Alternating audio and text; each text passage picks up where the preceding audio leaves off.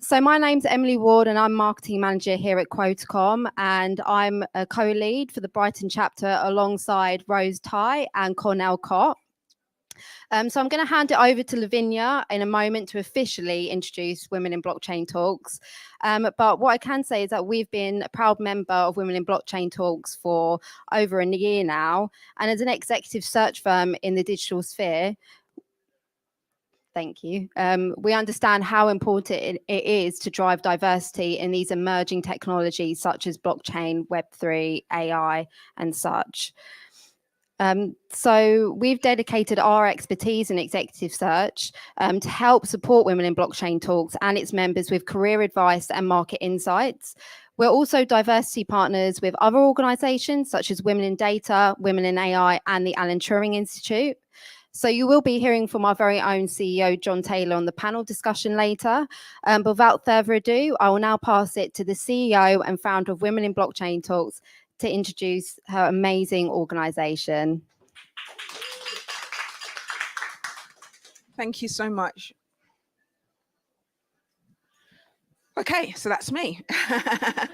All right, so what I am going to do right now, I'm going to give more of an introduction about Women in Blockchain Talks, but ultimately we started 4 years ago, and we have been expanding, and basically we started September 29, and then we all know what happened at the beginning of 2020, and what happened was COVID kicked in, and then we went online, and by going online was able to expand globally, expand our reach, and then the pandemic died down and then came back, and then off the back of that, we have just been creating a safe, secure, and supportive space for people, anyone, men, women, binaries, by genders, to come into a space to learn, to connect, to create, to converse. And off the back of that, we launched global chapters. And so really pleased and happy and excited to be here in Brighton. I love Brighton. Who doesn't love Brighton, really and truly? And to have our first global chapter down in the south. And when I say down in the south, I mean further down than London. So I would just like to introduce our Brighton Global Chapter leaders. And like I said, I will tell you more about Women in Blockchain Talks in a moment, but today is really about our leaders. We have a fantastic community of international people, and our people make our communities, our people make society. But it's all about tribes, right? Your vibe is your tribe, right? So I am fortunate enough to have attracted some great people in my community. One of them happens to be sitting right there. Claire, say hello to everyone. And of course, Rose Emily Cornell. So as you already know, Emily Ward is the marketing manager director at Quotacom. We've got Rose Teague. She is an advocate, leader, trailblazer in the world of AI and product management. So if you want to know anything about products, talk to this lady. And she is the co-lead. And then I'm really pleased and excited to be walking my talk. I always say Women in Blockchain Talks is open to all genders.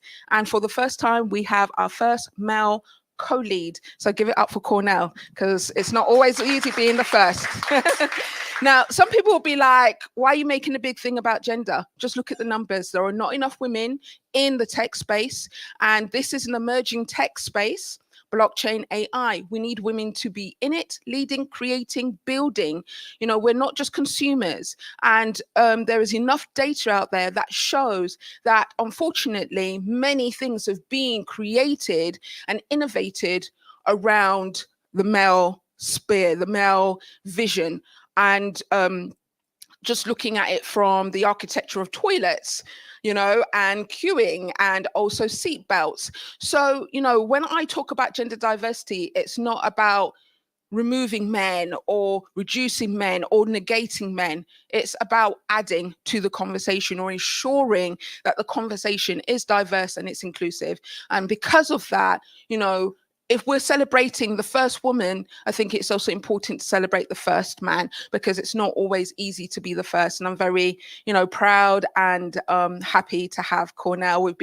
A lot of these people here, I've been talking to, connecting, growing the relationships with for over a year, over 2 years. So these communities are not just built from a one-off connection. They're built through networking, talking, connecting, sharing, authenticity. And that is exactly what you will find with Women in Blockchain Talks. So without further ado, I'm going to hand over to Cornell, who's going to do a short introduction on blockchain, and then we will continue. Thank you.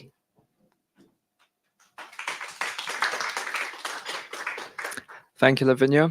It's a pleasure to be here. This is actually going to be kind of like my first moderation and panel, so please excuse me for any hiccups that may happen.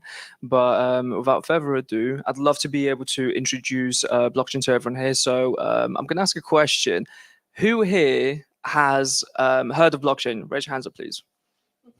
Most of you. I suppose that's why you're interested in blockchain. That's why you're here. But who knows how it works intrinsically, in and out, what kind of value it can bring? Are you here to learn, or are you here to network? So if you know about blockchain, please raise your hands. Well, a lot less. There's 1, 2, 3, 4. Okay. So I suppose I will begin by talking a little bit about and how I got into the space in itself.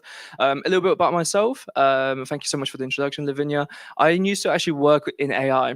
So back in 2019, I was working for a company over out in Taiwan, which develops self-driving vehicles, smart cameras, and a whole lot of other really cool tech. But back then, it wasn't as exciting as it is today. To be honest with you, it seemed as though it was in its trial, and it wasn't picking up from then. There wasn't that many developments happening at the time, and the use case were only spoken about in a future sense rather than the present. So I got a little bit bored, and I heard about this thing called blockchain. I heard about blockchain being developed. There was a lot of hype around it. There were things coming out such as NFTs. I'm not going to digress too much. I'm not going to jump into all the sub areas of blockchain. But I'll talk about the true value of a blockchain in itself and what it means and what it represents and the kind of industries that it can basically shift around. So yeah, I've heard about blockchain, Bitcoin in particular. I done my first really poor investments, which I've lost a lot of money on. But through those investments, I managed to realize that there's so much more to it than being able to actually gain capital, because you get involved in the communities, you try and learn something about it. It's like, okay, you just don't want to splash your money in random areas, right? And what I've discovered was that this is actually almost like a political movement. It's against a lot of the structures that have been built in for however many 100 years now. And Bitcoin in itself is a movement against the financial system that currently exists and the banks in particular. So it's a way of reforming the financial system that currently exists. The blockchain works in a way whereby it essentially eliminates the middleman. It eliminates the middleman, and in this instance, Bitcoin eliminated the banks, and it done so. It works in like a distributed ledger. So it's like an open book of transactions, which enables for people to transact between one another. So two individuals can send money directly to one another. It's cheaper, not in an instance where you're trying to send it to your friend who's in the same country than you, because I mean, we can use banking payments for that. Doesn't cost us anything. But if you're trying to send large sums abroad internationally, then it becomes a lot cheaper in that instance in itself. But the other use cases of it, of course, are the fact that it's transparent and it's secure. We all know what happened in 2009. Global recession, massive crash. The Lehman Bank brothers? Am I saying this right? Lehman? Yeah, Lehman.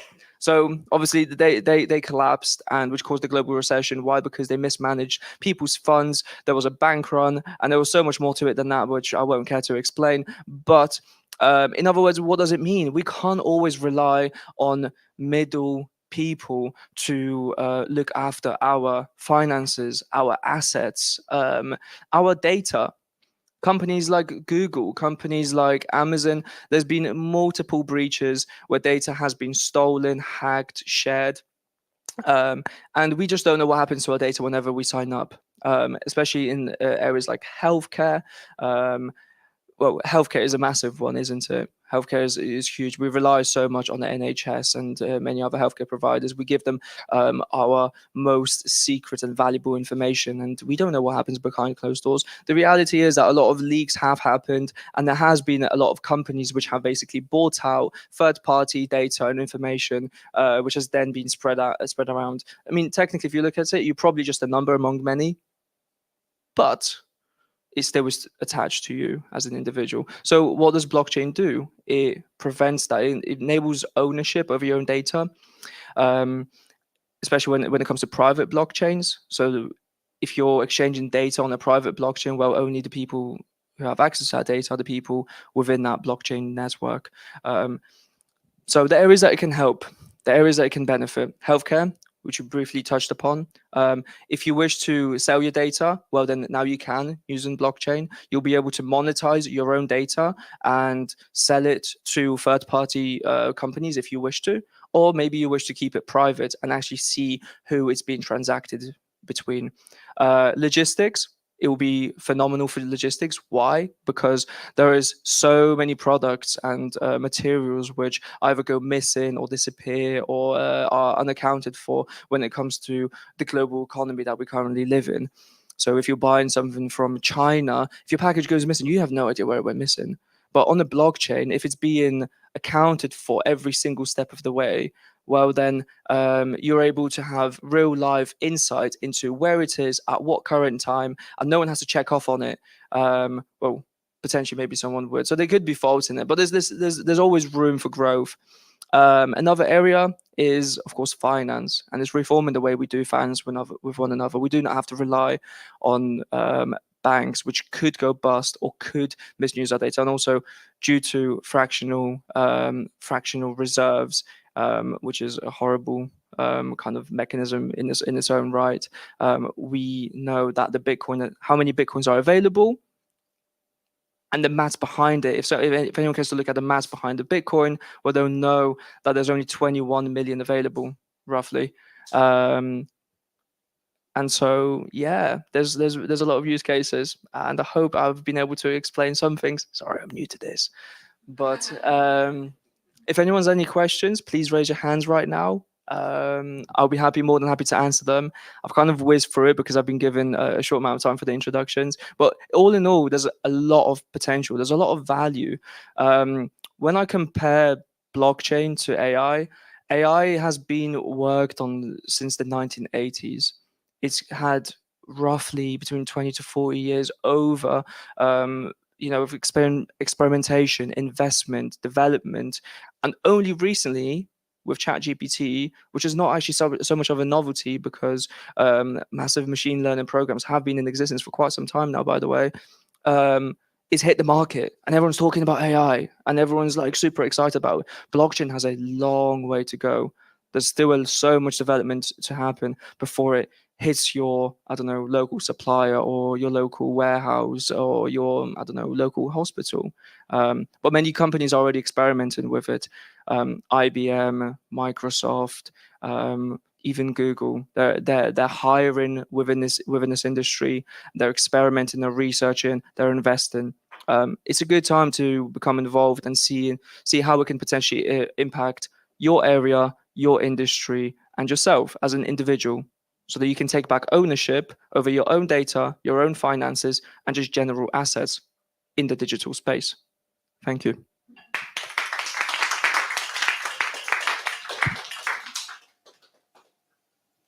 Okay.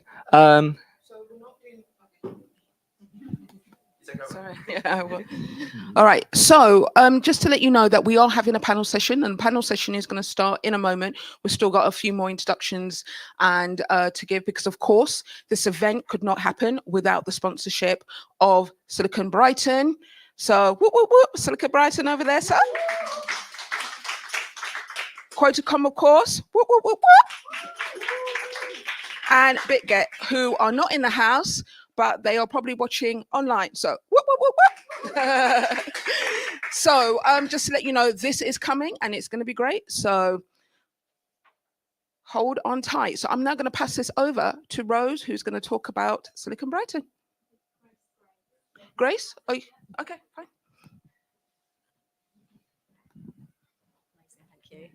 Thank you. Really excited to be here.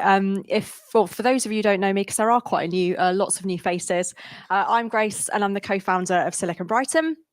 Our mission and our purpose, our why, is basically to put Brighton on the map as a world-class technology hub for investment and for talent. And we do that by supporting the local meetup community. So lots of groups, very much like Women in Blockchain Talks, for people to come together for free, to upskill, to learn, to listen, to meet new people, make friends, contacts, all that kind of good stuff that happens when you get a load of people in a room together talking. So there's lots of other groups, lots of other different events that are happening all around the tech, digital and creative sphere. So this is just a bit of a visual representation of all the different ones that we support. And there is an AI group as well. There's been a lot of chat about AI, and I'm sure it will come, more will come as well. And then all of the events are free to join. They're available to people at all levels. So curious about a specific area, want to learn more, specialist in it. Everyone is welcome. And they're all hybrid as well. So as much like this one, they're all live streamed as well, recorded and uploaded to YouTube. So the idea behind all of this is that it makes these events as accessible as possible for people coming into the industry and into this space today. Woo! I love whooping, I love cheers. So I'm really glad Lavinia's a fan as well. A massive thank you to our supporters. So these are local businesses who basically give us money every month to allow the support that we deliver to the meetup groups to be free. So a massive thank you to all of those businesses. Another whoop. Let's just whoop for it. Like a whoop per slide would be absolutely amazing and really help my ego. Silicon Brighton needs you. If you want to actively get involved in organising a group, you might have an idea for a talk. Maybe you want to volunteer and help host the events, or perhaps you know of a business who might want to support or sponsor Silicon Brighton. Please let me know, get in touch, or tell your employers, your friends, anyone at all. Much like Lavinia has said as well, we're very much about proactively representing underrepresented groups as well. It is a massively, I would say, undiverse industry historically, but we're doing as much as we can to change this. So if we can all do our bit to tell other people, to put them forward for talks, for ideas, anything like that, then hopefully we'll make that change one step at a time. And that kind of fits into our values as well. I won't read those out, but this is what we stand for. And every single person that we work with, partner with, support, and who does things for us as well, we really want to make sure that everyone aligns with those values. You can follow us on socials. We're on all the usual socials, basically. That's them there. And we've got a really active Slack community as well. So there is a really strong online community away from the events if you do want to connect with people or just carry on the conversation online in between. And that's me, Grace. Get in touch or just speak to me or tell someone if you want to find out more or have any sort of conversation. I'm here. So thank you. Oh, sorry. Hey, you know what? I think it's really important to say it's important that we share, right? So there's more, I think there's more men in this room than there are women, which is not a problem. Love it. We are all human beings at the end of the day. But, you know, if you're coming to these sort of events, tell someone in your, if you go to these events, have self-awareness to see, you know, who's in the room, and then maybe think about who can I bring next? Who can I introduce to the space? I think there's a level of proactiveness that is required if you want to create change, if it's important to you, if you choose to see it, because sometimes people just don't see it because they don't need to see it. And it's only when the conversation is brought up that they're like, oh, I never really thought about it from that point of view, you know? So if there's one thing you can, I hope there's many things you'll take away from this evening, but if that's one thing you can take away, I would be grateful. You know, be self-aware, think about who's in the room and who you can invite into into the conversation. And with that being said, one of the things that Grace and I did touch upon, and that, you know, she said that she's happy while we're collaborating in this way, is because, you know, Brighton is a hub and ultimately she wants to expand, you know. So what other communities are you aware of that could be a good fit for what Grace is doing? It doesn't have to stay local. It, you know, I always say GSB, global small business. If you're online, you're a global small business. So it's always something to think about. All right, so I'm mindful of time. So I'm just going to touch on BitGet. Sorry, who's our sponsor? One of our sponsors. So let me tell you about them. Sorry, I didn't organize myself properly.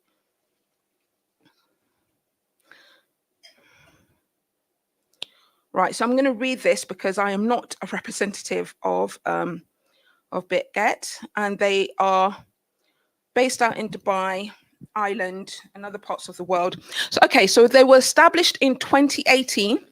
BitGet is the world's leading crypto exchange and Web3 company, serving over 20 million users in 100 countries and regions. The BitGet exchange is committed to helping users trade smarter with its pioneering copy trading feature and other trading solutions. Formerly known as BitKeep, BitGet Wallet is a world-class multi-chain crypto wallet that offers an array of Web3 features, including wallet, swap, NFT marketplace, dApp browsers, dApp is decentralized application, and more. BitGet inspires individuals to embrace a crypto through collaborations with credible partners, including legendary footballer Lionel Messi and official esports events organizer PGL. So there's a QR code if you want to learn more. So BitGet was founded with a steadfast belief in being the last 10% who remain committed even in the face of adversity. With a background in traditional finance, BitGet's founding team discovered blockchain technology in 2015. In 2018, they became intrigued by cryptocurrency after studying the Bitcoin white paper and Ethereum ecosystem. They believe that cryptocurrency would play an important role in the future and even benefit the unbanked. However, the market crash chased away most speculators, and less than 10% of people choose to stick to their convictions and rebuild. BitGet was then officially founded in the same year. Born in a bear market, BitGet insists on putting users first, focusing on product innovation and advocating long-term prospects with a spirit of earnestness. The company aims to inspire people to embrace crypto and improve the way they trade one at a time. It's important to say as well that they just announced at Davos that they have launched an initiative called Blockchain for Her, and they've put 10 million behind that. And I am one of their ambassadors. So I'm really excited about that. Thank you. So without further ado, I should say it's Women in Blockchain Talks is one of their ambassadors rather than me, myself, and I, even though I am, you know, Women in Blockchain Talks, with the amazing Amala as well. Got to give Amala her flowers. So what does Women in Blockchain Talks stand for? We stand for diversity. And not just gender diversity, diversity in every sense of the way, but we lead with gender diversity, advocacy of blockchain technology, and also consumer awareness and consumer safety. This is super important to me. Reason being is back in 2022, 2 of my NFTs were stolen from my wallet. I decided to take it to the High Courts of England and Wales. And in doing so, I was granted the world's first ever proprietary NFT order, which basically states that the person who stole my NFTs could not sell it on. In doing so, I set case law. That case law is now used around the world as a way to help others reclaim their NFTs. So that is, thank you. Thank you. So that's one of the things that I have done to create legacy and to walk my talk again in regards to trying to create consumer safety and awareness in the space. So we're all about education, all about training and networking. one of the things that we did is we created a campaign called Craft Your Own Future in Blockchain, because, you know, it can be quite overwhelming if you're not from the tech space or you're not a software developer or anything like that. And also sometimes I think that you have to make it kind of fun and engaging. It can't just be all boring words and just like a certain image. Let's bring our own flavor to the table. So Craft Your Own Future in Blockchain is all about discovering your next steps in your blockchain journey. And in it, you can be a diversity Delilah, career pivoting Charlie, newbie Naomi, skeptic Sam, or a technophobe Teresa. So again, please click the QR code to take the test. Now, again, I always like to walk my talk as best as I can.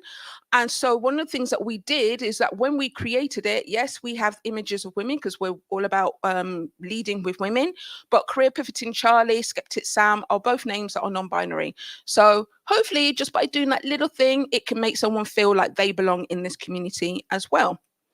And then, as I touched upon, we have global chapters. So we just recently opened in Africa, Zimbabwe. We have a global chapter in Dubai.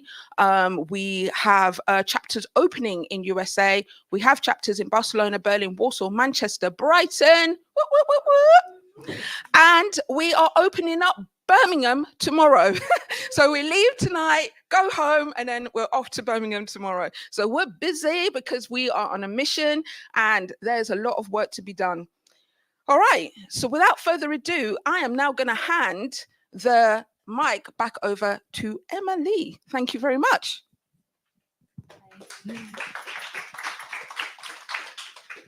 Hey, thanks so much, Vinya. So I'm going to introduce the panel discussion, which is Blockchain Unleashed.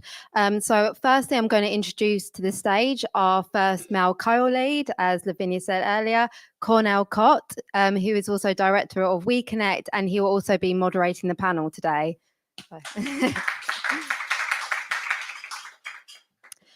So I'm now going to welcome to the stage Rose Ty, another of our Brighton co-chapter leads, who is an expert in innovation, having previously worked as product leader at Sky and then the leadership team at Sky Labs. Rose is now working with not only Women in Blockchain Talks, but also the Brighton AI Group. So next we have Steve Endicott, who is currently chairman for the company Neural River, which is an AI incubator helping businesses harness the potential of AI. So Steve has an entrepreneurial background covering the travel and EV industries.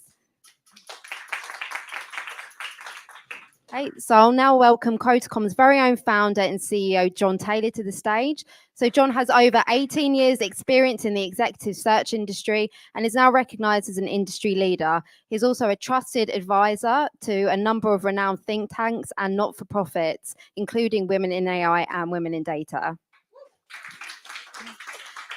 And last but not least, Lavinia Osborne, CEO of Women in Blockchain Talks. Thank you very much. I'm actually going to leave it to these. Is that okay if I... There's no more seats. Oh, sure, sorry.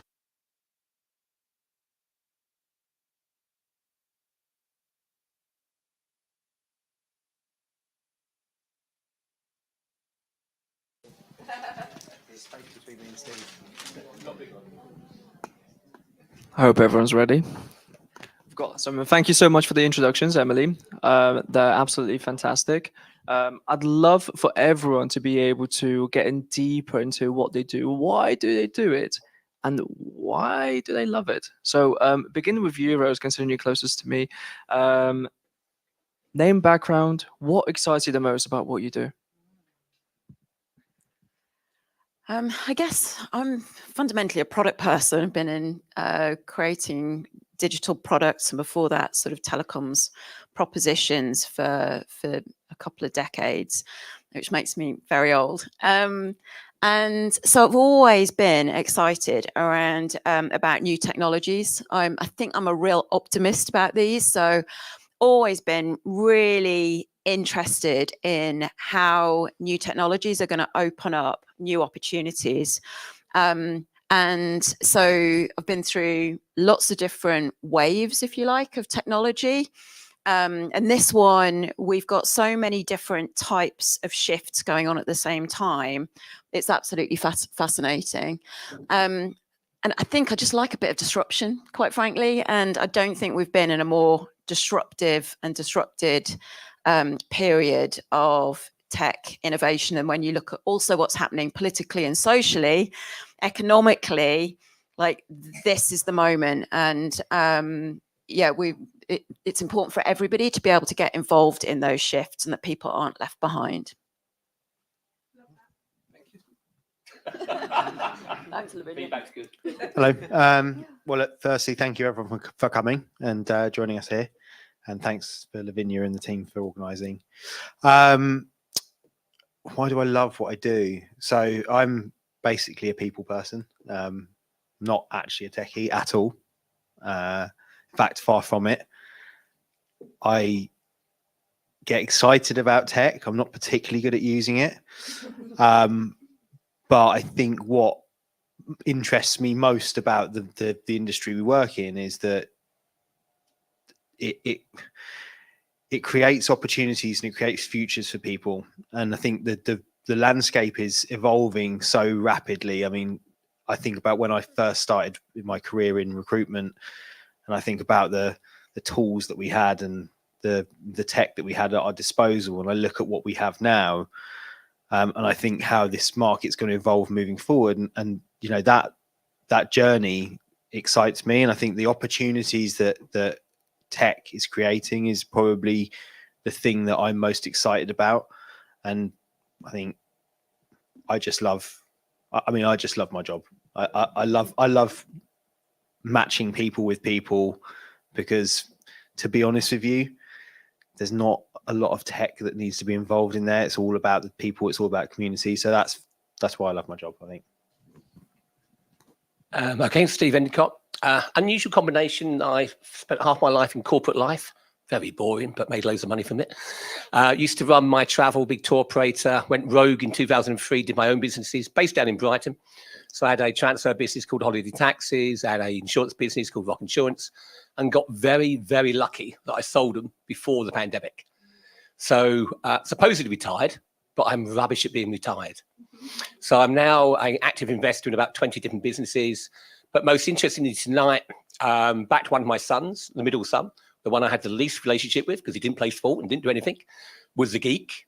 And he blew me away with AI about 3 years ago. And I went, this is so backable. What are we going to do? And he recruited a friend of his, which was even more backable. But they had one idea. And I went, not sure I like one idea in AI. That's all your eggs in one basket. Let's create an incubator where we can bring young talent in, match it with grey hair, people built business, people who've done it before. Because if you want to innovate, it's not just about the technology, it's about how you put it into a business. So we created Neural River. I'm very proud to announce our first spin-off is going live tomorrow, which is Neural Voice, which is a vocal front end to ChatGPT. So you can now talk to it conversationally, get the output, and you don't even have to type a finger. That is going to blow people away. It's going to change our industry, and it's disruption. I'm another one, loves disruption. Can you imagine being born at the beginning of the Industrial Revolution? That's where we're at. So I'm too old, but I'm willing to back the people who can change the world. And there's a massive change happening right now in AI, in blockchain, in loads of technologies. And we need to broaden who we work with. So I'm a great believer in diversity, but diversity has to start with education. It has to start with outreach. It should not be the point somebody's going for an interview. So that's where we need to put our efforts, and that's where we need to work. I'm Brighton, born and bred, so it's nice to be back here. I now live in Rochdale because my new wife told me I had to. But by God, it's a shithole compared with here. So it's lovely to be back. It's lovely to give something back to the community and try to help shape opinion in a very expanding area. Thank you, Steve. Thank you, Steve. And coming back around to Rose, perfect next question regarding disruption, right? So how do you envision the future of these technologies and for when they will become part of our daily lives? Do you have any concerns in regards to this disruption? Well, I'm not going to start with the concerns bit because I'm an optimist. Leave that for later. Yeah, but I mean, on that point, it's interesting if you look at the work by Amy Webb, who runs the Future Today Institute. They've been tracking hundreds of different technology trends, and each year publish an amazing report. So the latest one will be coming out soon. And what they do each year is look at the optimistic scenarios and the pessimistic scenarios, and they're almost like two sides of the same coin. And then there's a sort of middle scenario, which is like if we're sort of lazy and go with the flow. So I think with all of these things, it could be either side of those coins, and it's for us to get involved and make sure that the optimistic scenarios happen. So I would like to think that there will be a couple of things that play out. If we're thinking about consumers in their day-to-day lives, there will be a whole bunch of stuff that's under the radar that you don't even notice is better. And that will just be because ecosystems of companies are working together and just making things more seamless, cheaper, sharing data. And then I would love that there were some really amazing things where you go, wow, this is amazing. Like the future of fandom and how you engage with the brands and the content that you love. There are so many amazing things. The future of healthcare. So in a world where we own our own data and all these different data sets can be safely combined, what does that look like? There are so many avenues where the optimistic scenario is going to leap us forward in decades, just within years, if we get it right. And actually, this is where the interplay of AI and blockchain starts to become interesting, because if we're safe and free to start sharing those data sets, then we really can leverage them with AI. So I'm the optimist. Obviously, there are concerns, and we sort of get dragged into talking about those a lot, but I'd like to focus on getting as many people engaged and knowledgeable enough to get involved and steer it towards the positive stuff. Thank you. Oh, that's a pass. It's dangerous. We're a very important part in the change. So why is it dangerous? Well, nuclear arms were controlled by countries that eventually did treaties. We're controlled by a capitalist society that's there to make money. That is a worry, and how we control that is a concern. But it will mean less boring jobs. It will mean more leisure time for everybody. But that in itself requires a change in our capitalist society, because you can't have the rich just getting richer and richer and richer and the poor getting poorer, poorer and poorer. And that's all happen unless we force change. So a lot of jobs, accountants, the middle class jobs are going. Accountants, you're gone. Lawyers, you've gone. Admin roles, probably gone. Customer services, in danger. So what do those people do? How do we share wealth around? For example, a 4-day week is a must. We've all got to work less to share the wealth around. If we don't, we've got a lovely society at the moment where we've got a balanced, this island is quite a balanced people. They don't want to stab you because they're too poor. I fear that if we don't deal with the issues and we don't give people jobs and we don't balance it out, we're going to have a poverty-stricken poor who's out there to stab you. That's the last thing we want, but that takes thought, that takes process. Is our government up to it? Not sure. The only way to make sure of that is to start leading with thought process to say, what are we going to do about this? What are we going to do about that? And that's a conversation we have to have starting now, because we're in a very dangerous time. Sorry to be pessimistic. If I can just build on that a little bit. There are lots of discussions, to your point, I completely agree, around the risks for job destruction. And actually in a city like Brighton, where there are a lot of digital industries that were built up from the 90s and 2000s, that really is a risk for the local economy. What would be a really interesting thing to think about is whether the new business models that are enabled through this technology could actually be a source of growth, a driver of growth, because we can open up new economic opportunities that don't exist. So how we monetize our skills, the content that we produce, there are opportunities there through new business models if we can unlock them. And to that point, I have no fear about the UK economy. Every large language module is in English. Is that right? No, it's not, but that's a fact. And the digitalization, the split that's going to cause in the world economy means that we're going to do great. No worried about that. But how does that happen, and how does that impact the rest of the world, and what are we going to do to balance it out? Yeah, I mean, just on a sort of personal take on this, I think technology is definitely coming for a lot of people's jobs, and I think Steve's take on it in terms of, you know, how is that managed, and how is that sort of, you know, to a certain extent it does need to be policed, because capitalism to a certain extent does need to be policed, and I don't think there is a way of policing it. But I think that actually education is, you know, is fundamental and at grassroots level. Can I ask a question? Yeah. You guys, well, I know Yep. you certainly are, were old enough to be around for the first dot-com bubble and the internet, and everyone was saying exactly the same things you're saying now. No, they were. They were about jobs, about jobs disappearing, etc. And but without all, you know, it's Silicon Brighton, all the jobs in Silicon that relates to all those industries and stuff because of the internet, new technology. And I think that there will be a lot of jobs appearing that we haven't even thought of yet. And I fundamentally agree. Yeah. So Brighton, not the slightest issue. You've got a young, active, AI-orientated population, not the slightest issue. Rochdale, where I live, not the slightest chance. But then my second point to make, so far it's all framed in about like the West. Blockchain is going to have a massive impact in Africa and Asia where people can't get bank accounts. They have no way of entering into commerce, doing contracts with a trusted third party. And that's where the future. We've got a solution. Capitalism has raised more people out of poverty than any other system in the history of the world.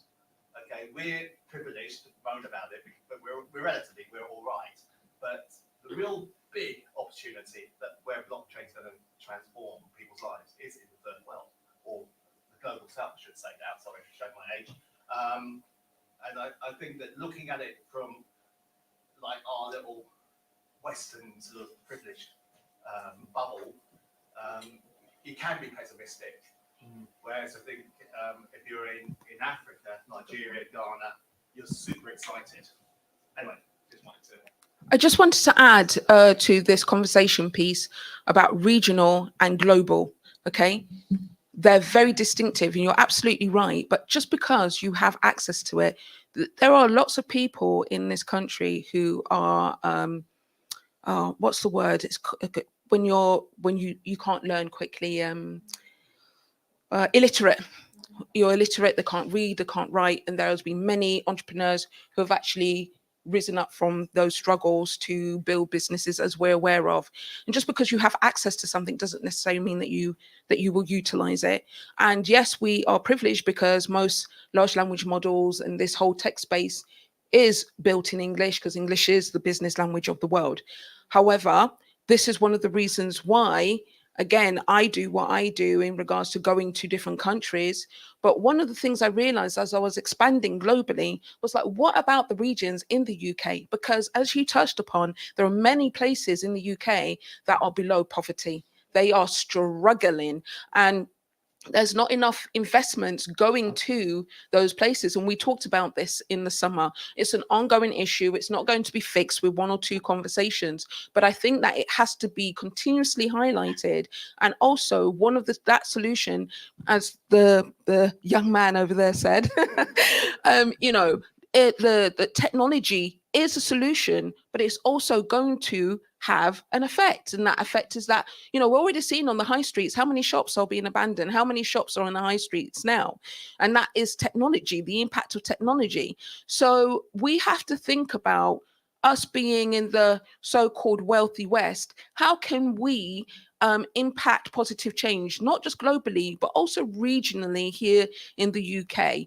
And I think that our minds need to be a bit more, it's that self-awareness again. And it goes back to what you were saying about advocacy and education and outreach. And don't just think about this community, because what happens in this community affects that community over there, and what happens in that community will affect this community. So we have to have a very kind of mindful way of thinking when it comes to this new technology and how it is shared. So I just wanted to put that out there. Love all these points. To build on that, over in East Brighton, some of the highest levels of deprivation in the country, and it's literally on the doorstep. And when you look at digital exclusion there, with all of the resources that are around here, it really sort of draws into focus as this rocket ship is taking off. How do you keep everybody on board? To spin off on that, has anyone here watched WALL-E? Raise your hands, please. I'd love to be able to see who watched WALL-E here. The animated movie, right?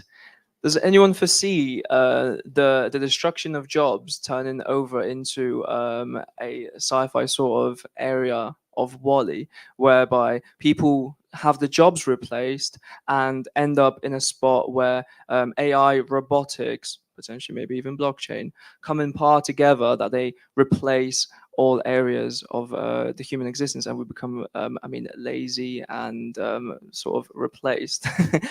Does anyone look at it that way, or do we just say? No, the other thing that it seems really, it seems sort of counterintuitive, but we're facing a huge demographic time bomb.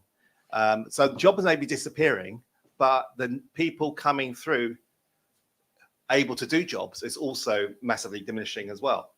So it may well be that there will be less jobs to do, but there's going to be a lot less people around to do the jobs. My business is involved in hospitality across Europe, Middle East, etc., and across the whole of Europe. After the pandemic, all the big chains and hotels I deal with, they just can't recruit. They're down 50% on headcount. They just can't recruit people anymore. So we need AI to automate jobs, a lot of job functions, hopefully the boring bits, because there's less people around to do them. You know, everyone's getting old, and the kids coming through. Isn't that the key point? Yeah. Wants to do shit boring jobs. Exactly. Yeah. So replace them. Yeah. Let's all have more leisure time. If you look at the growth of humanity, nobody's ever complained about having more time to actually spend with your family and enjoy your life.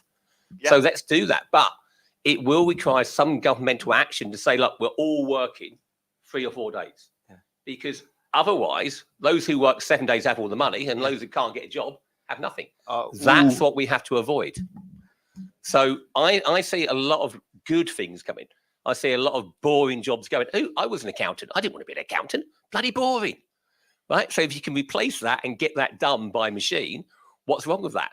I'm not sure all lawyers enjoy their jobs. All they enjoy is the money that comes through it.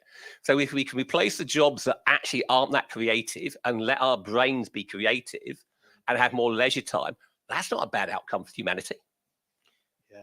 I mean, we've seen huge advancements in AI in my industry, and people often say, you know, recruiters going to be out of jobs in however long, which I don't believe that, because the reality is that, you know, person to person is still the people we're going to send out on interview are still going to be going out on interview, right? And they're still going to speak to people, and they're still going to sit in front of people, and there's probably still, well, maybe not turn up to the place they're going to work, but what I think's interesting is even in the last 2 years where we've integrated, I don't know, probably 20, maybe 30 tools that are AI orientated into our workflows, we're still busy.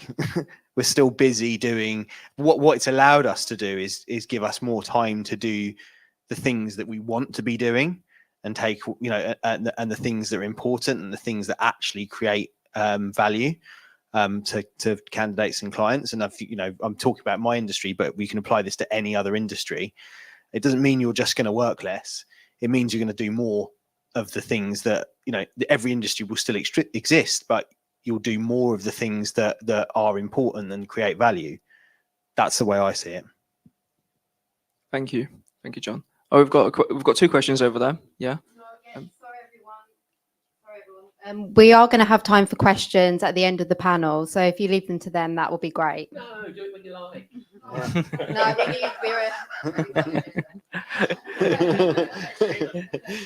Okay, to back you up on this, we're going to have a lot more time to grow spiritually, hopefully, and spend more time with together. So on the positive side note.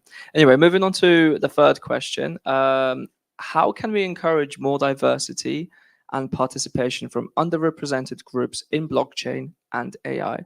And also, can we use this technology to support diversity in other areas aside from AI and blockchain?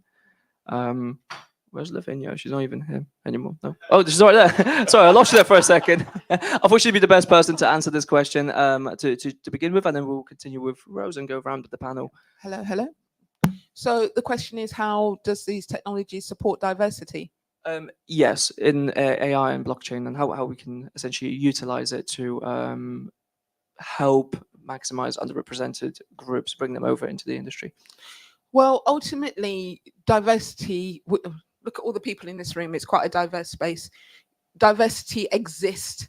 It's just a question of how inclusive we are as individuals, as corporations, as entities to embrace it. Now, Steve said a great point. Diversity and inclusivity doesn't start at the recruitment table. It starts way before. You know, I'm a true believer in building networks. I'm a true believer in traveling, in connecting with others. I generally walk into a room and I'm the only person who looks like me, and it's fine. I embrace it.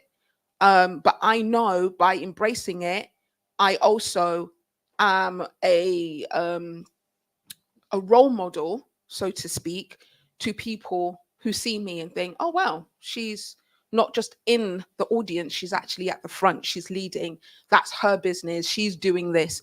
And so it's very important that representation matters. So for me, it doesn't matter if it's blockchain or it's AI or it's emerging tech.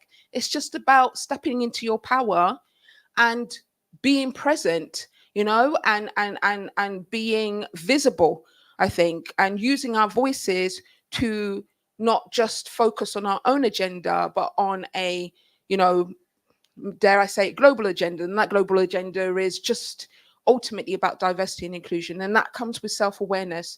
So for me, AI and blockchain, what I love about blockchain and why I came into it is because I felt it gave me, for the first time in my life, I felt like, and sometimes we put mental blocks on ourselves ultimately, but I felt like there wasn't a gatekeeper stopping me from building in this space. And I felt like everybody was really open and really more accepting. And there was a feeling of equity, you know. Now, the reality of that, it is, but as compliance and regulation comes in, for the good and the bad, there's an element of control, but there's also an element of protection that is required. What I find is that the gatekeeping is coming slowly but surely into the space. However, there are still ways to promote and advocate for the egalitarian values that blockchain and emerging tech stands for. So it's just up to us to be the voices, not to just watch and wait for someone else to be, but to be it, be visible and walk your talk, ultimately. Thank you. That's my thoughts. Woohoo. Rose, would you like to take up? Yeah, what she said. The reality is, I mean, I remember going along to one of the first Women in Blockchain Talks event a couple of years ago, and what really helped me understand, I mean, I'm not technical, I can't code, but I'm dangerous enough with technology that, you know, I've been around it for many years. What really blew me away was the storytelling.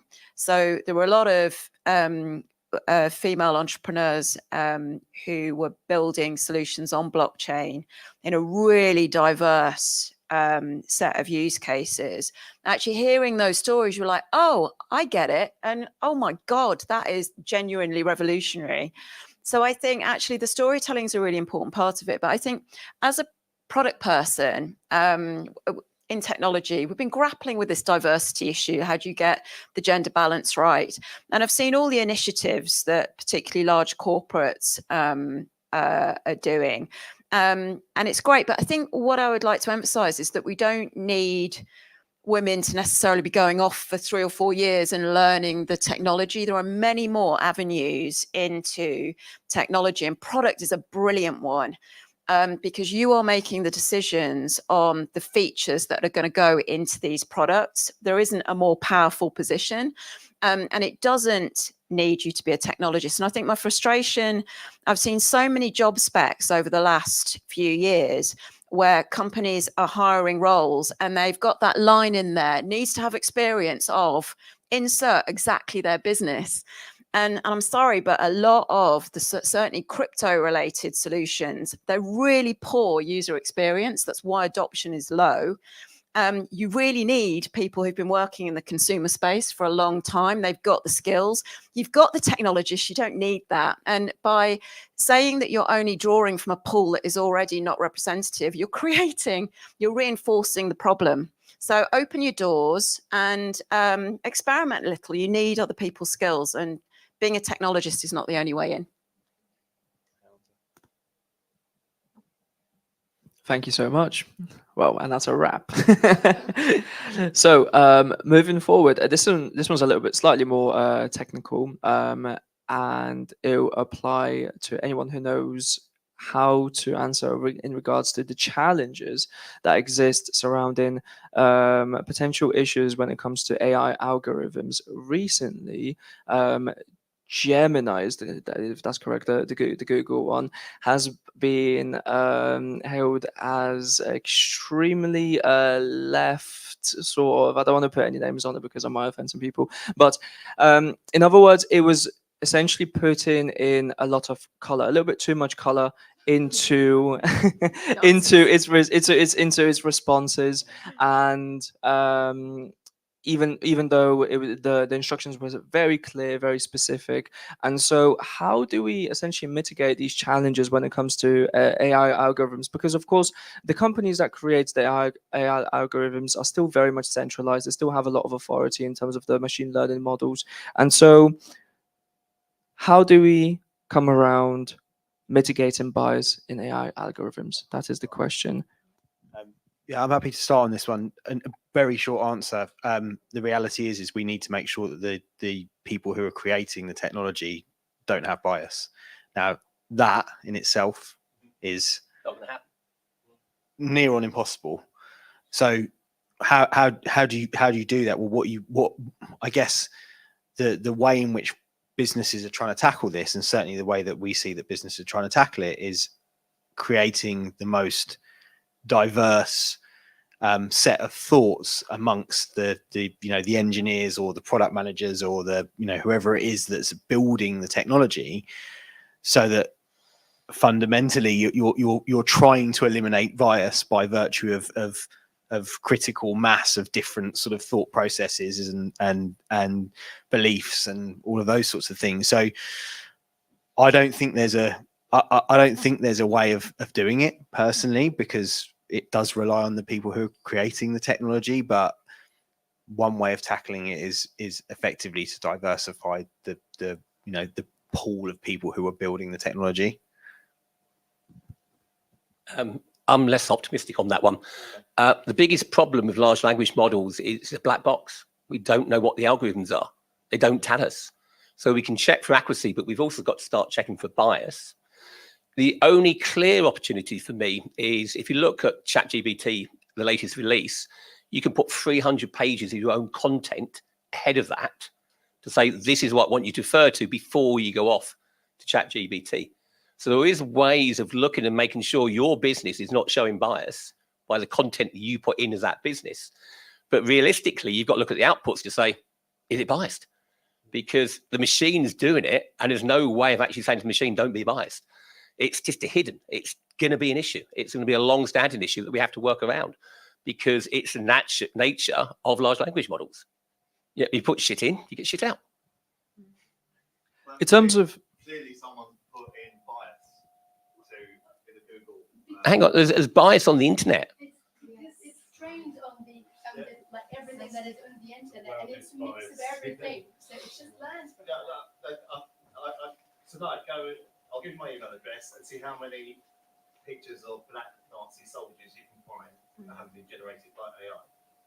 and I'll give you a price for each one you do.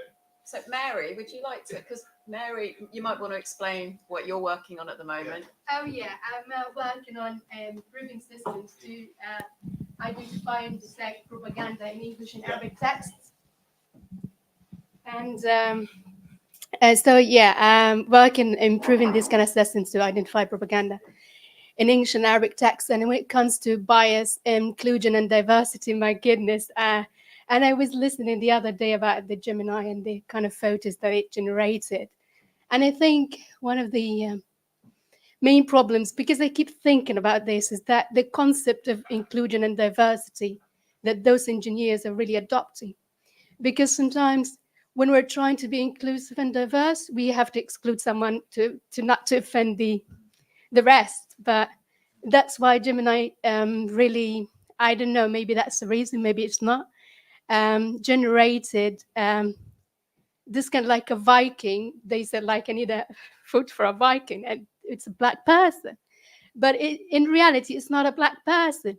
But in their endeavor to not to be biased towards a certain race or to be racist, this is how the algorithm was like designed or built. So I think it's mainly we need to reconsider our concept of inclusion and diversity to include everyone and not to include people whom we're afraid to offend or be biased to, but again, be aware of the truth of the facts. No, I agree with everything you're saying. What Chris pointing out is that the reason that Google's model output these ridiculous photos isn't because from data it read on the internet, because what it output is not available on the internet. It got output because people, the engineers, thought, you know, in their endeavors to be doing good, had an unintended consequence. Yeah, and so the inclusive, they became exclusive. Yeah, so the output, you might have a part of the algorithm which is a black box that people don't know what's going on inside it, but then before it reaches us, there are filters that are purely man-made and controlled. And that's why we've just seen what we've seen. And the Google engineers will be fixing that. Yeah. Yeah. Okay, I just want to add to the question or the answer.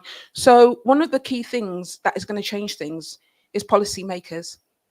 There's a report that just came out from Stanford University, and what they found is that a lot of the reports that are coming out from policymakers around the world, you're talking about AI and mitigation. And so we already have the AI EU Act that recently came out at the end of last year. And so one of the things they talk about is governing and governance, prohibited practices. So ensuring that the LMM or the generative AI is not doesn't have an output that would obviously be misogynistic or racism. And already there is a case in America where an insurer or an insurance company has gone after a third-party company in regards to their output, because obviously a lot of the output that is out there in regards to Gen AI is open source. And as you touched upon, open source is going to have biases. So with all of these policies that are going to be coming through in regards to regulation and compliance, companies are going to have to be more stringent about the quality of the data they're using, the data that they're inputting, so that the data that is output is less biased, or there is some sort of mitigation or something around it. So I know you want to say something. So off the back of me saying this, please, everyone, can you just wait to the end to add your input? There will be a moment for questions and answers. Appreciate the respect. Thank you so much. Go ahead, Steve. Okay. I just think we've got to respect it's an infant. Do you expect an infant to be perfect when it's born? So we've got to have a little bit more patience that we're showing in the marketplace at the moment, and holding up Google and saying, you're bad. There's a lot of things that Google are doing a lot worse than that. For example, stop them listening to me on my phones. That should be banned. Yeah, political parties should be banned from using AI to target, to influence people. Obvious. So there's a whole set of things that we should be thinking about and we should be doing now that just says, what could this be abused for? Yeah, for example, my business is doing vocal AI. So we're literally talking to the internet. One of the things we've banned is having our own voices, because just think of the crime you can do with that. If you can ring up somebody's bank and say, oh, it's me, give me more of my money. Yeah, this is the sort of thing we just got to think about and say, right, how do we stop AI from doing bad? What are the policies? But the problem is, at the moment, we've got a government talks about being the leaders of regulation and have had meetings. I haven't seen any output. Have you? Nope. Thank you so much to everyone who contributed some input to that. That was a some really good answers. This one's going to be aimed at all the young entrepreneurs in here, or anyone with a business idea who might be considering maybe starting their own journey within blockchain or AI. And so, to begin with, Rose, what advice do you have for starting a blockchain or AI company? Oh, it's the oldest advice in the book. It's not to do with the technology. It's to do with finding valuable problems to solve, validating those, and then using the individual superpowers of the technology in the most useful way. It's interesting, you know, having been in product for a long time, what you see is fundamental human needs don't really change. So the need to be entertained or to socialize, to communicate, to listen to music, those things don't change over time, but the ways that you can satisfy those human needs do change with all the new technology enablers. So as long as you start with the needs and validating those as quickly as possible, and using a really hypothesis-driven approach, then that will set you on the right path. I'm going to disagree. I'm an ardent investor, and the idea is very, very important. The management team is more important because no idea ever survives the first skirmish of war. So you've got to look at, is it a good idea? Is it a good user case? Is this management team capable of delivering that, but also dealing with the obstacles that come in its way? So when we launched New River, the key thing we were saying is, I don't know which bet is going to win. So I don't want to put all my eggs in one basket. I want 10. So I tasked the team with coming up with 10 ideas. And the biggest discipline is not to dive on the first idea that looks good. So it's a really hard thing to do. And then the second thing I'd say is you've got to understand the new IP rules. So intellectual property rights. So in the past, people value a business by what's the IP, how much consumers you got, how much profit you're making. The problem in the new world is you will never own the IP because the IP of AI will be based on the large language models of OpenAI, Google, etc. And I regard it like an engine of the car. So you've got to build the car around the engine, which is the user case and how you put it into business. Who's the driver? What's the speed? How many wheels? What's the brake pressure? Yeah. But there's one rule. Somebody else can build the same car. So you've got to get to market faster than anybody else. So therefore, we only really encourage what we call B2B2C businesses, where we don't want to create a brand. It takes too long. We want to go into a business. It's already got customers. It can already get it to market. So we get out there and get customers before somebody nicks our idea. Because the bigger companies will be watching all these ideas and go, that's a good one. We can replicate it. So the rules of starting your business, the rules of how you gain investment, the rules about how you get in there and out are changing. And you just got to look at the logic of what's the rules, what am I doing, how am I going to achieve it? So speed to market, fundamental. You can't get speed to market, give up, somebody will copy you and do it better. Okay, so I'll add to that. There's a couple of points there. I think particularly in the blockchain Web3 space, one of the key things that we're aware of, and I'm definitely aware of, is community. Because you may be the first one, you may have money to bring something to market, but if you don't have a community backing you, investors will look at that as well in regards to how well you can bring a community, because that community will also validate whether your idea is a good one or not. The advice that I would give to young people or anyone wanting to start a business is networking is really important, because via Women in Blockchain Talks, for example, and of course, you know, Women in Blockchain Talks, it could be any networking event.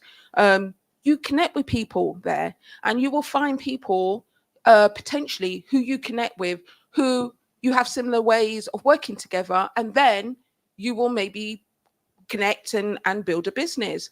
And that has happened many times within Women in Blockchain Talks. And just recently, you know, there's someone who I connected with in my community nearly a year and a half ago, and we're about to start a business together.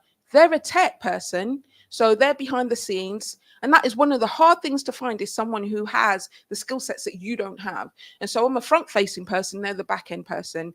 And together we are, you know, it's just so easy to work with that person. And I wasn't even planning of creating a business with her, but through the networking and building the relationship, I've now easily found my business partner. And I'm so grateful for that. So networking, being consistent in your networking will help you find people who you could potentially co-found with, because sometimes you are the innovator, but you don't know how to execute technically, or you have the technical skills, but you don't have the innovation ideas. And so those are the things that you need to look at. And I think that, you know, one of the key things, if you're thinking about starting a business and you are you know, looking for someone to partner with, be intentional in the way that you network. It's not just about networking. Be intentional, ask the questions, listen to what people are saying, and then start building the relationships. Can I jump in? 100% agree.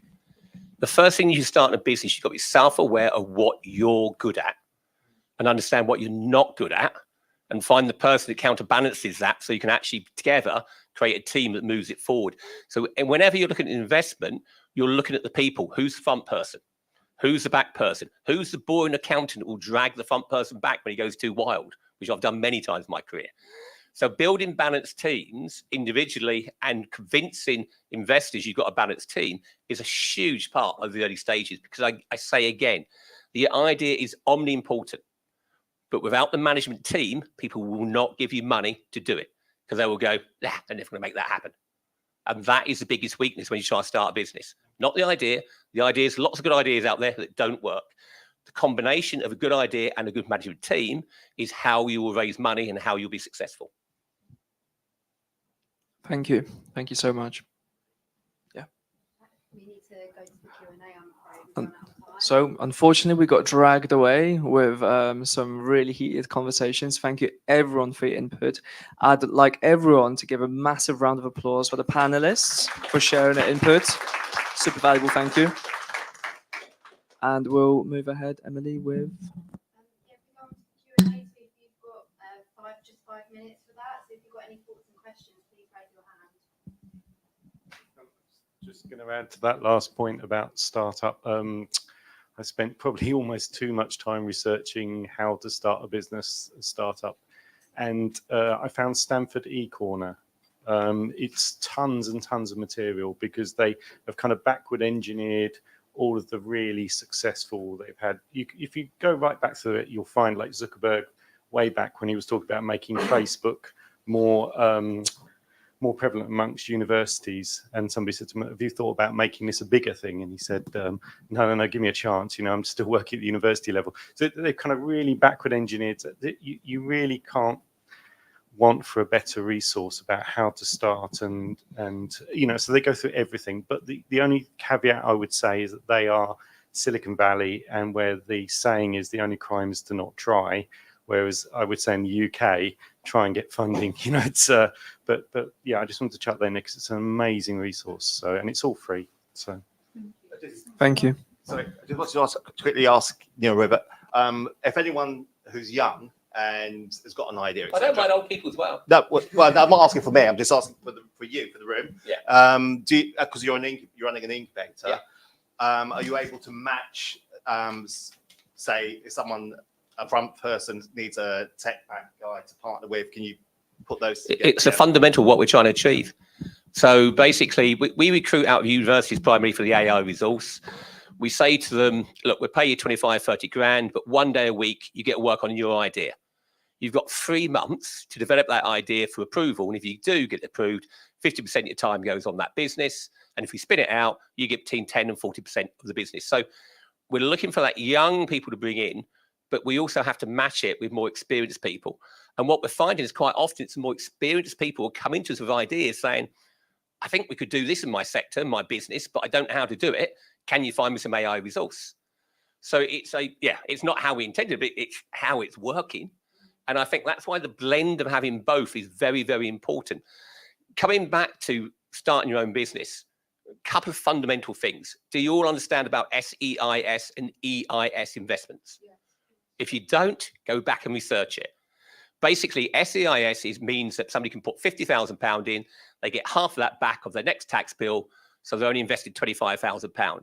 They get 40% if it fails, so they're only risking 12.5 grand. So you can raise 50 grand with somebody risking 12.5 grand. In this country, it's the best punt money you can get. And if you're an AI, you are a punt. So therefore, always make sure you apply for SEIS from the government first, HMRC, and EIS is a slightly less generous scheme. They get a third of their money back, 30% back. The SEIS is £250,000 you can raise. If you can't start a business with that, you shouldn't be in the room. But understanding tax and understanding the stupidity of our tax laws and how you can use them is a fundamental to starting the business. Research it online. You can do it yourself. You don't need consultants. But when you're coming to me, please come to me and say, right, oh, I've got my SS pre-approval. I've got my ISE approval. Here's my idea. Here's my business team. Will you back me? Then you've got a chance. If not, see you later. Yeah, I mean, I started this business with £12,000, so you're absolutely right. But definitely try and get yourself a good accountant. That would be my best advice, because they are worth their weight in gold. And when you're talking about grants, subsidies, anything that's tax efficient, to give you a leg up when starting a business, I think is fundamental. So, yeah, find yourself a good accountant. I know a good one. If anyone needs a recommendation, but I think there's a saying, isn't it? You don't know what you don't know. So always ask questions. They're never stupid.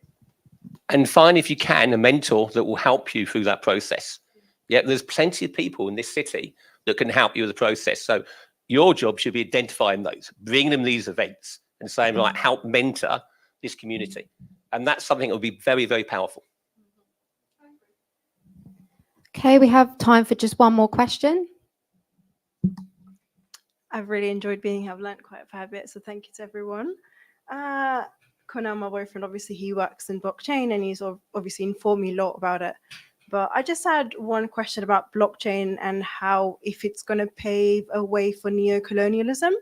So obviously the global north, we've got a lot of demand for goods, and the way that the global north operates is that all of the supply comes from developing countries, for example. So luckily for us with colonialism, we've been able to tap into cheap resources in the foreign countries. So now with blockchain and AI automating everything, what do you think is going to happen if there's a drastic withdrawal on the dependency on human resources? So what are the implications when blockchain and AI is sort of pushed into developing countries? Obviously, we're talking about countries that don't even have access to A, B, C, D, E. And the whole point of the conversation is that betterment in healthcare, betterment in banking, but most of these people have never seen a laptop in their life before. You know, most people don't have enough cash to buy a bag of carrots. So what would be the implications of pushing the global north technologies into developing countries, and how would policies affect that or development? Not a simple question. Did you? I can give an answer to an example of how, it's like a friend of mine, he's launched a company and they're enabling farmers throughout Africa to raise money, to buy seeds, to pre-agree the prices for their crop, etc., in a transparent way, cutting out corrupt middlemen. And I think they're going to IPO for several $100 million shortly. It's been very successful, and it's because everyone in Africa has got a phone, and Africa is way ahead in terms of phone banking and financial transactions than we've been in Europe. So although they might not have computers, they've got mobile internet and phones, and great things are going to happen. My point of concern was that isn't global north the middleman, in fact, because now we've got to go to these foreign countries and sell the technology for them to be able to implement it. No. So, I mean, what is the reason for your, sorry, I didn't mean to point, what is the reason for your question? Is it just curiosity, or is this something that you have an invested interest in? I've got interest in policy development. Okay. So what I consider myself reckless, sort of a utopia belief. So I just want to make sure if the global north is not yet again invested in a technology that only benefits development of the global north. That's happened with so many revolutions in the past, with colonialism, modern slavery statements, poor corporate social responsibilities across the world.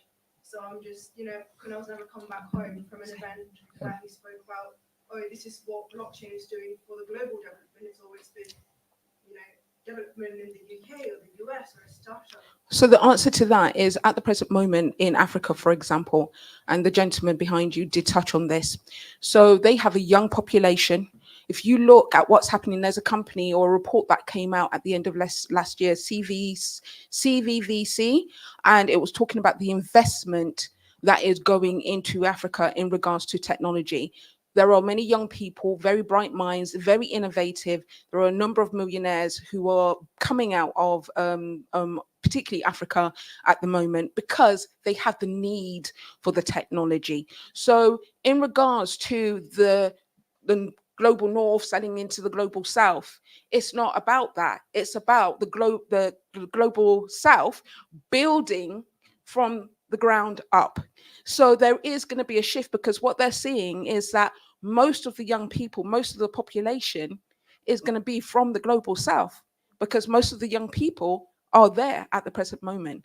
And so this is the reason why you're seeing Google, you're seeing Jack Dorsey from Twitter, who has gone over there to build. You're seeing a lot of the blockchain companies going over there. And don't just, the blockchain companies are not just owned by Europeans, they're owned by people who are from that part of the world as well. So there's a lot to discuss in that area. I'm a lot less optimistic. I think the biggest fear of AI is the rich will get richer and the poor will get poorer.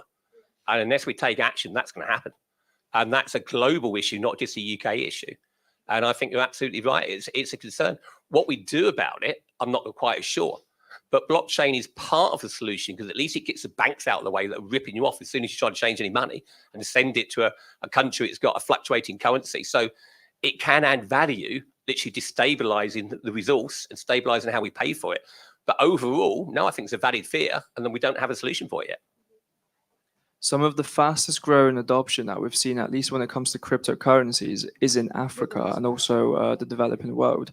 So in South America, El Salvador has actually adopted Bitcoin as a legal tender. So Nayib Bukele has been extremely revolutionary in this regard, and they do accept it as a form of currency, especially when it comes to countries where the currency, you'd need a truckload of cash to be able to buy a loaf of bread. That's when cryptocurrencies come into play, and also when the local banks are not trustworthy enough to be able to either manage their assets or to even allow them to set up a bank account. So in these countries, it's very much very fast developing, and there's a lot of growth. Yeah. So I just want to quickly answer your fears.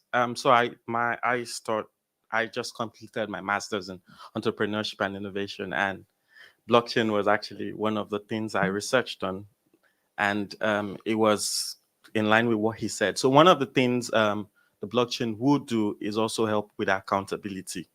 If you can track processes, we talk about colonialism, but then you've got middlemen even in those countries that are exploiting their people. So if you, for instance, get coffee from Africa, you can literally say best practices. Was it really taken through the supply chain? And then you don't get to encourage these practices. Like there was a case in Bangladesh where the big textile industry looked away from the practices in Bangladesh with the textile, and then there was a collapse of the building. The people were doing it under. So I think with the blockchain, you could also make it keeps everyone accountable in that sense. So it's not that someone is oppressing the other person. It's taking oppression away from the banks, from everything. How much someone's paid to make that garment, and make a decision. I'm not buying that because they got paid peanuts. I'll buy that brand because I can see they got a decent wage. So we can continue this conversation in the networking area. Yes, so everyone, we're going to have to wrap it up there. So Lavinia's just going to do a few more slides, and then we're going to move on to networking. Unfortunately, the event does finish at 8:30, but we can allow another extra 10 minutes for networking. So I'll just hand it over to Lavinia now. All right, thank you so much. If you, the panelists, give them a round of applause while they take their seat. Thank you. Would you like to take a seat? John? Yeah, would you like to come down? All right, so to wrap this up, if you've liked this event, come to the next one. We don't have a date yet. And for all the men in the room, non-binaries in the room, bring a woman, please. You know, let's bring diversity into the space, or someone who doesn't know much about this space. We don't want to leave anyone behind. As I always like to say, spotlighting a few, creating space for all. Right, so upcoming events, we've got our Birmingham chapter tomorrow. So if you know anyone who's in Birmingham, any students, any friends, any family, let them know, tell them to come along. It's a free event. And so they just need to sign up, and there is still time. And then we have International Women's Day event, which is going to be in London on the 12th of March. It's open to everyone. So if you know anyone who's in London who you think would like to or should come to this event, please let them know.